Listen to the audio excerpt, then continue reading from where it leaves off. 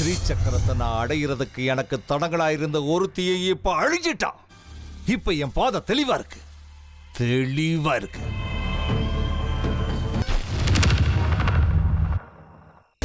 எழுந்திரு பங்காரி, எழுந்திரு.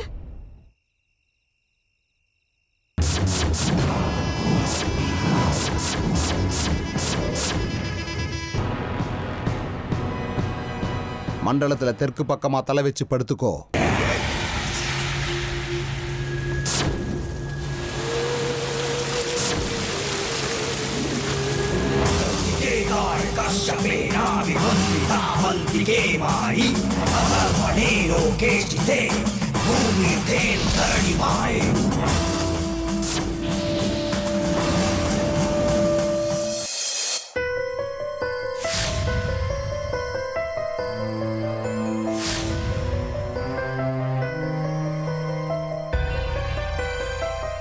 உனக்கு நான் முக்தி கொடுக்கிற திரிபுர சுந்தரி. யாருக்கும் கிடைக்காத அரிய வாய்ப்பு உனக்கு கிடைச்சிருக்கு. எப்படி பார்த்தாலும் உனக்கு அகால மரணம் தான். சாதாரணமா செத்திருந்தா 10ஓட 11 நீ போயிருப்ப. அப்போ உன்னோட குடும்பத்தில் இருக்கிறவங்க தான் வருத்தப்பட்டிருப்பாங்க. ஆனா இப்போ உன்னை நான் அந்த அம்மனுக்கே அர்ப்பணிக்க போறேன்.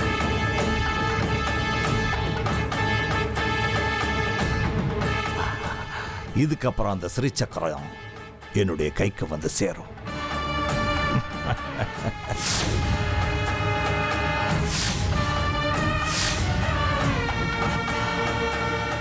நீ வாழ்ந்ததுக்கு உருப்படியா ஒரு வேலை. உன்னோட பலி எங்களுக்கு நல்லதை கொடுக்க போகுது. வாழ்க்கை பூரா உன்னை எப்பவுமே நினைச்சுக்கிட்டே இருப்பேன். போய் சேரு திரிபுர சுந்தரி. உனக்கு நல்லபடியா முக்தி கிடைக்கட்டும்.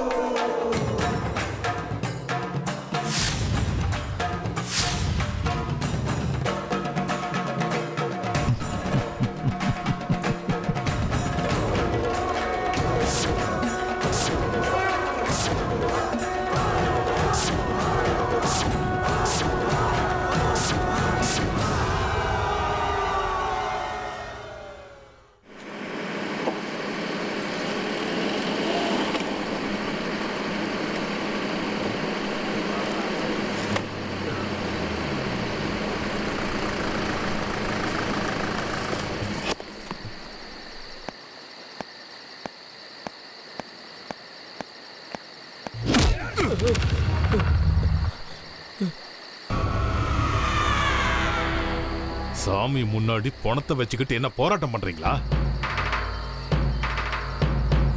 இந்த நிமிஷமே இந்த இடத்துல இருந்து காலி பண்ணலனா உன்னை நான் பணமாக்கிடுவேன்.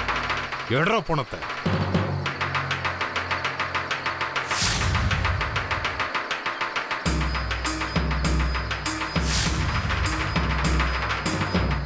என்னடா முறைச்சு பாக்குற? உன்னை எடற பணத்தை.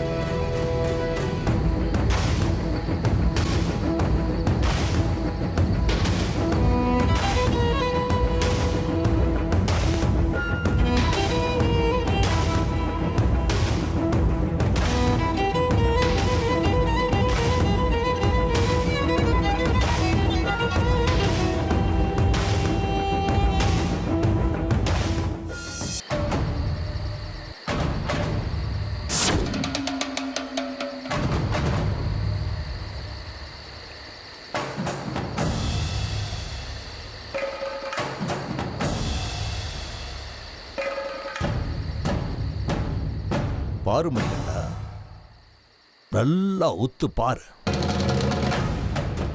உன் குருவோட பழிக்கு இந்த கன்னிகை ஏத்தவளா இருப்பாள்ல. உன்னுடைய குரு தன்னுடைய சக்திகளை மறுபடியும் அடைகிறதுக்கு இந்த கன்னிகை பொருத்தமா இருப்பாள்ல. பொருத்தமா இருக்கா? இது சரியான பலிதான். அஷ்ட லட்சணங்களும் நிறைஞ்சிருக்கு. மல்லியை விட 10 மடங்கு மேல இருக்கா. ம்ஹும். எந்த விதமான தோஷமோ குறையோ இவளுக்கு இல்லை இல்ல? கொஞ்சம் கூட இல்ல. சர்வ லட்சணங்களோட இருக்கா. என்னோட குருவுக்கு அவரோட மகா சக்திகளை அடையிறதுக்கு எந்த விதமான தடங்களும் இல்லை. யார் இந்த அஷ்ட லட்சணங்களும் உள்ள மகா கன்னிகை?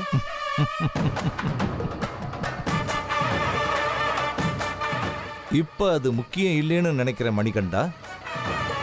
உன்னுடைய குரு தான் இழந்த சக்திகளை மறுபடியும் அடைய என்ன செய்யணுமோ அது மட்டும்தான் முக்கியம். பலி பேரு முக்கியம் இல்ல. மரணம்ங்கிறது நிச்சயம் மணிகண்டா. அது பலியாவும் இருக்கலாம், இல்ல அமைதியான முறையிலையும் இருக்கலாம். பஞ்ச பூதங்கள்ல ஒன்னா கலக்கக்கூடிய ஆத்மா ஒரு உடலை விட்டு பிரிஞ்சிட்டா எல்லா ஆத்மாக்களும் இவ்வளவுதானே. அதோ உன்னுடைய குரு வந்துகிட்டு இருக்காரு. போய் என்னன்னு கேளு.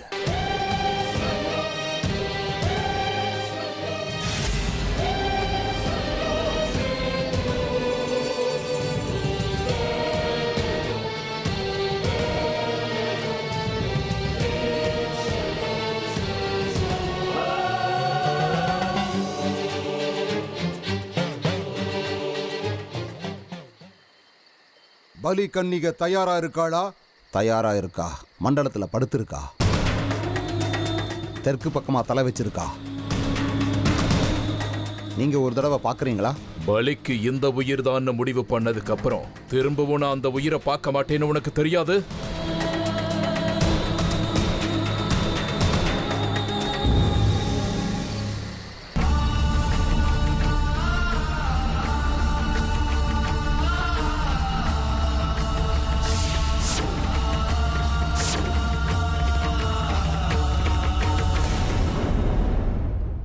தேவு படிச்சு படிச்சு சொன்னா நாளைக்கு நிறைஞ்ச அமாவாசை, சுந்தரிக்கு நாளைக்கு ரொம்ப ஆபத்தான நாள், அவளை எங்கேயும் வெளியே போக விடாதன்னு சொன்னா. நாளைக்கு அவன் பூஜை பண்ண இங்க வருவான். ஆனா இப்ப இவளை காணும். அக்கா, எனக்கு உன்னுடைய வேதனை புரியுது. அழுததெல்லாம் போதும், எழுந்துரு. இந்த மாதிரி நேரத்துல உட்காந்து அழுதுட்டு இருக்க கூடாது. முகத்தை கழுவிக்கிட்டு சாமிக்கு போய் விளக்கேத்து. அந்த அம்மன் மனசு வச்சா சுந்தரி நிச்சயமா கிடைப்பான். மனசு பூரா இருள் சூழ்ந்ததுக்கு அப்புறம் வீட்டுல விளக்கேத்தி என்ன பிரயோஜனம் சொல்லு?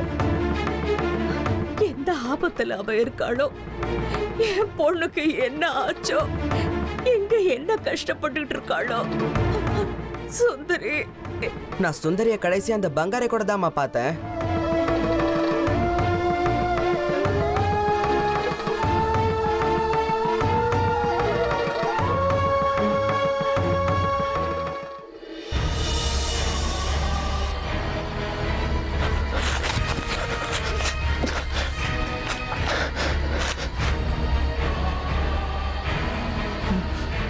நான் எப்படி இந்த இடத்துக்கு வந்தேன்?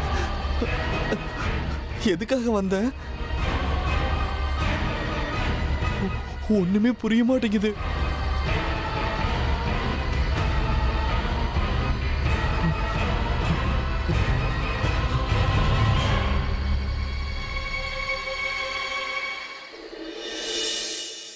என்னோட ஒரே பொண்ணை மரணத்துல இருந்து காப்பாத்தணும்னு நான் போராடிக்கிட்டு இருக்கேன். ஆனா எங்க என்ன தப்பு பண்றேன்னு எனக்கு தெரியல. என் செல்ல பொண்ணு என் கண்ணு முன்னாடியே மாயமா போயிட்டா. என்னால எதுவுமே செய்ய முடியல. நம்பிக்கையை விடாத சேகரா. இதுல உன் தப்பு எதுவுமே இல்லை. எல்லாம் நம்ம சக்திக்கு மிஞ்சினது. விதியோட விளையாட்டு. விதியோட விளையாட்டுன்னு சும்மா இருக்க முடியுமா தேசிகரையா? நீ எவ்வளவு முயற்சி பண்ணாலும், எவ்வளவு எச்சரிக்கையா இருந்தாலும் விதி தன்னோட வேலையை செஞ்சே ஆகும். நான், நீ, நம்மெல்லாம் வெறும் மனுஷங்க. நம்ம சுந்தரியோட விஷயத்திலையும் அப்படித்தான். பங்காரி வெறும் பகடக்காய் தான். அவன் வேணும்னு எதுவுமே பண்ணிருக்க மாட்டான். அவன் வெள்ள மனசுக்காரன். சுந்தரியோட பிறப்பு ரகசியம் அவனுக்கு தெரிஞ்சிருந்தா அவனும் கவலைப்பட்டு நம்மள மாதிரியே துடிச்சிருப்பான். சுந்தரி இந்த ஆபத்திலேருந்து காப்பாத்த அவனால முடிஞ்ச முயற்சியை பண்ணுவான். ஆனா அப்படியெல்லாம் எதுவும் நடக்காது. அந்த பங்காரி வரும்போதே நாங்க கொஞ்சம் எச்சரிக்கையா இருந்திருக்கணும். அவனை வீட்டுக்குள்ளேயே விட்டுருக்க கூடாது.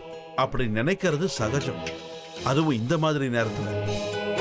லக்ஷ்மணன் அன்னைக்கு போட்ட அந்த கோடை சீதாதேவி தாண்டினதுக்கு அப்புறம்தான் ராவணன் தேவியை கடத்திக்கிட்டு போனான். அவ அந்த கோட்டை தாண்டாமையே இருந்திருந்தா ராமாயணம்னு ஒண்ணு இருந்திருக்காது இல்ல. அது விதியோட விளையாட்டு. லக்ஷ்மணன் அன்னைக்கு போட்ட அந்த கோடை சீதாதேவி தாண்டின மறு நிமிஷமே ராவணன் அவளை கடத்திக்கிட்டு போயிட்டான். இதுல லக்ஷ்மணனோட தப்பு எதுவும் இல்லை, சீதையோட தப்பு எதுவும் இல்லை இல்லையா?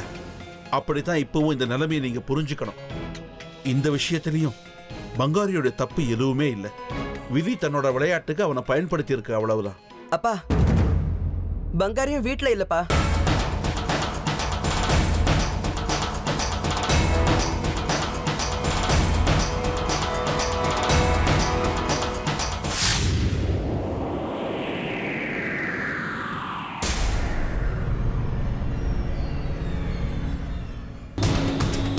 நம்ம 2 பேரை தவிர இந்த இடத்துல வேற யாரும் இருக்கக்கூடாது. விருப்பாட்ச சாஸ்திரி மாதவன் 2 பேரையும் அனுப்பிடு. நான் ஏற்கனவே அனுப்பிட்டேன்.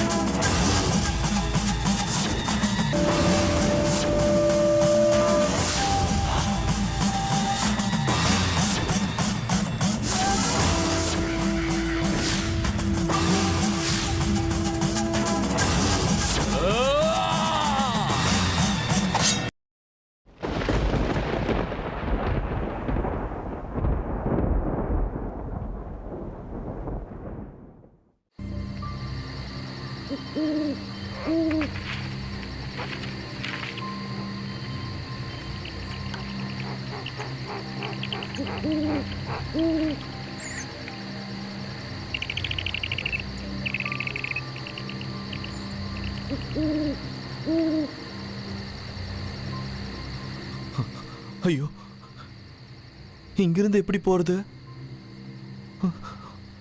ஊருக்கு எப்படி போறதுன்னு கூட தெரியலையே. நான் இப்ப என்ன பண்றது?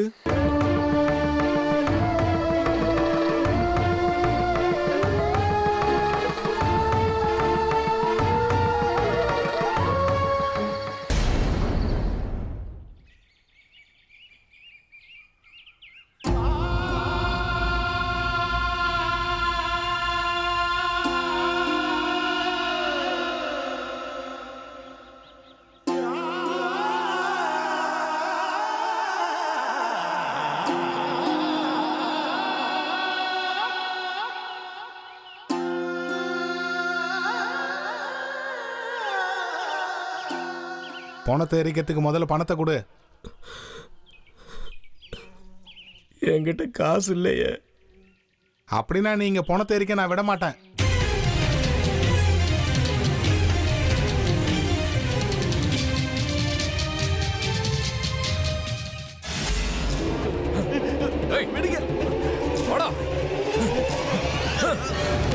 டேய் பங்காரி, எந்திரிடா, எந்திரி. சுந்தரி எங்க? சுந்தரி எங்க? இவனை எங்க பிடிச்சீங்க?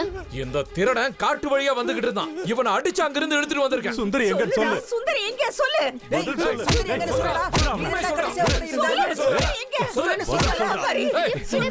கொஞ்சம் இருங்க. வாடா. ஒண்ணு பயப்படாம சொல்லு. உனக்கு நான் இருக்கேன். உனக்கு ஒண்ணும் ஆகாது. நேத்து நீ எங்க வீட்டுக்கு வந்திருந்தல்ல, பஞ்சாட்சரி கொடுத்த கணக்கு புஸ்தகத்தை கொடுத்துட்டு போக வந்திருந்தல்ல, அது வந்து எனக்கு எதுவுமே ஞாபகத்துக்கு வரல.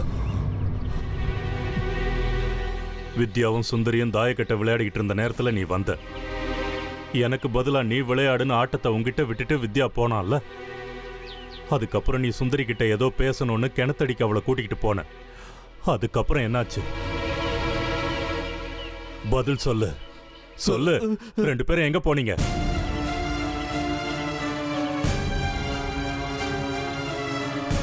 சொல்லுடா.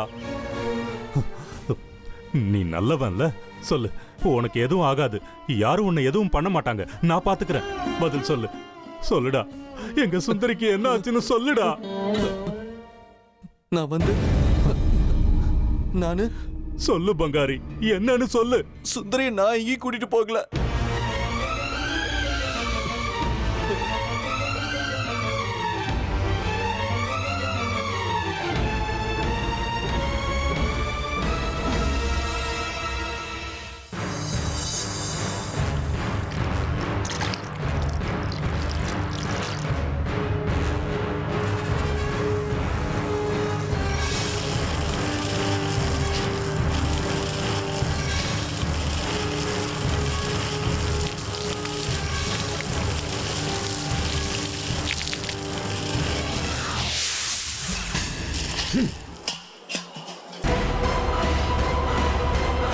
விருபாக்ஷா, என்னோட சர்வ சக்திகளும் எனக்கு திரும்ப கிடைச்சிடுச்சு.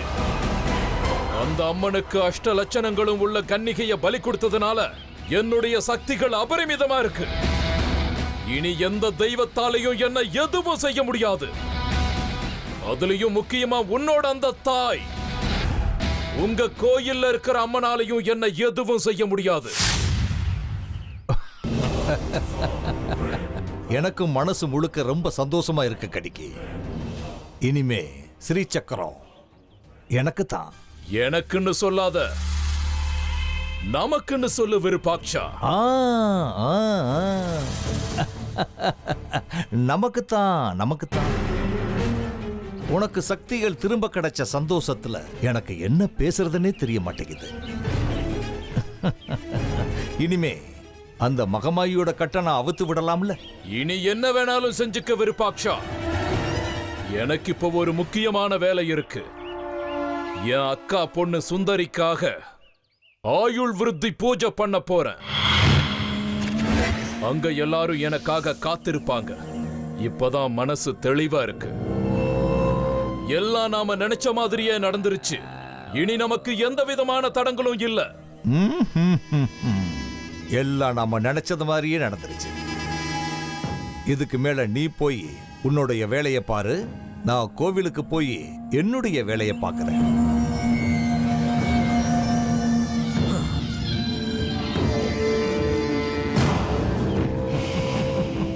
ஓ, எல்லாம் நான் நினைச்ச மாதிரியே நடந்துருச்சு.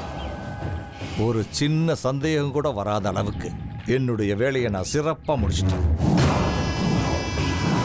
என்னுடைய மகமாயியை நீ கட்டி போடுறிய, இப்போ உன்னுடைய வாழ்க்கையை நான் கட்டி போட்டுட்டேன். போ, அங்க உனக்காக ஒரு செய்தி காத்திருக்கு. இங்க நீ பலி கொடுத்தேல்ல, அங்க உன்னை பலி வாங்க எல்லாரும் காத்துக்கிட்டு இருக்காங்க. அப்பா, இப்பவே நான் கோவிலுக்கு போகணும். அந்த மகமாயி கிட்ட மன்னிப்பு கேட்டு அம்மனை கட்டி போட்ட அந்த கட்டை நானே அவுத்து மனசார என் அம்மனுக்கு பூஜை பண்ணணும். அம்மா, மகமாயி, இதோ வந்துட்டம்மா, இதோ வந்துட்டேன்.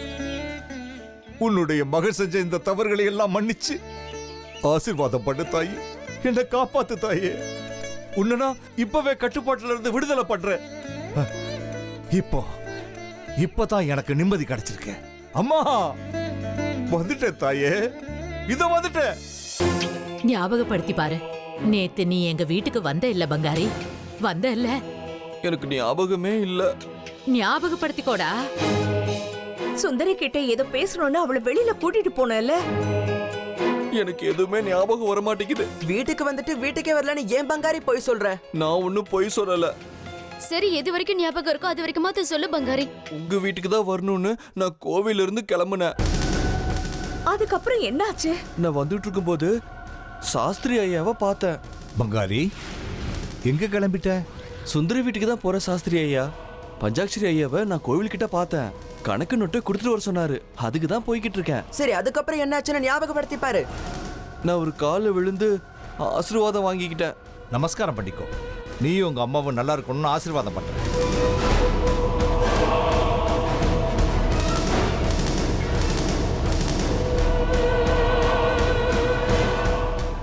அதுக்கப்புறம் தான் நீ வீட்டுக்கு வந்து சுந்தரிய கூட்டிட்டு போன.